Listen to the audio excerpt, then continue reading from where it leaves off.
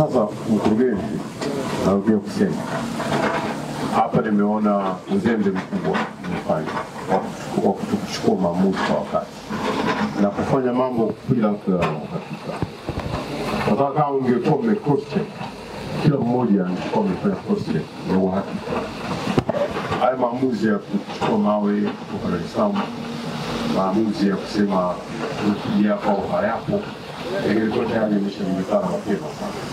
Kwa waziri tunasikilizana naye. Naomba radhi kwako na kwa Watanzania wote ambao wataendelea kupata shida kwa ajili ya maamuzi ambayo kidogo kweli tumetetereka katika maamuzi, lakini kujikwaa si shida.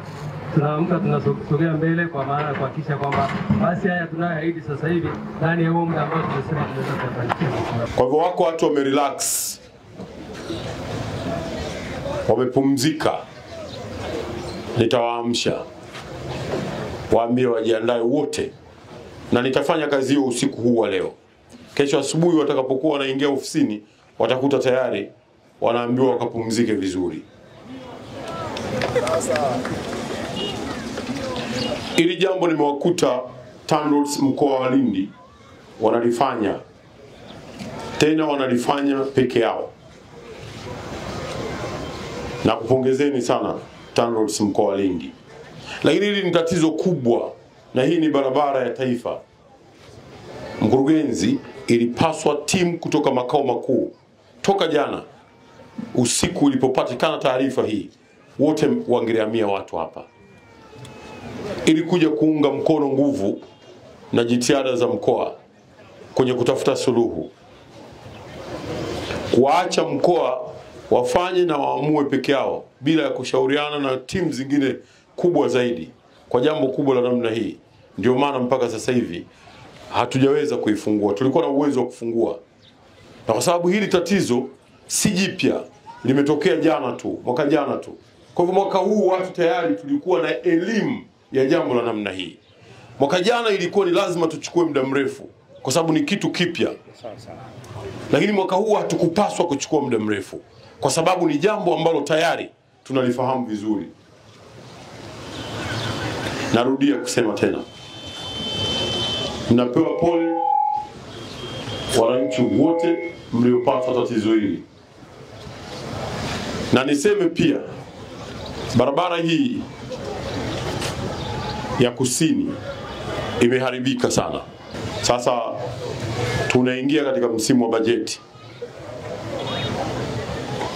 Yale maeneo yaliyoharibika sana, kwa mfano kutoka Marendego kuja Somanga au kutoka njia 4 kwenda Matandu ama kutoka Ikwiriri mpaka Nyamwage kupita Chumbi mpaka Marendego, section kwa section tutayafanyia kazi kwenye bajeti hii hapa tunayoelekea, ili tuweze kuyarekebisha na yaweze kuondoka yale mashimo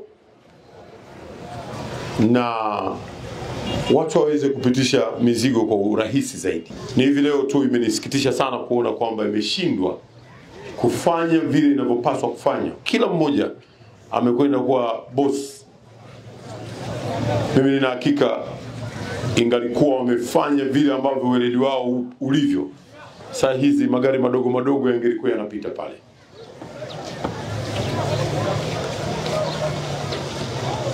Kwa hivyo ninakupeni tena pole, na diwani amesema hapa ya kwamba sisi tutazame nini tunaweza kusaidia. Msaada wetu wa kwanza ni kuhakikisha tunarejesha barabara ianze kutumika. Hilo ndio la kwanza, Mheshimiwa Diwani, ambalo ndio muhimu zaidi, ili kila mmoja aweze kuendelea na safari. Lakini vile vile, ikiwa kama wako abiria wanaothibitishwa kwamba hawa ni abiria, na hapa bahati nzuri serikali iko ya kijiji, ya kata, mpaka ya wilaya iko hapo. Ikiwa wapo abiria ambao wanathibitishika wako hapa na wako taabuni, sisi tuko tayari kuhakikisha ya kwamba abiria hao ambao ni wasafiri tutawasaidia. Sisi tutakuwa hapa, wala hakuna atakayeondoka mpaka tuhakikishe magari aidha usiku huu wa leo yanaanza kupita, wala hakuna mtaalamu atakayetoka hapa, na mimi mwenyewe nitakuwepo pale nikiongoza kazi hiyo.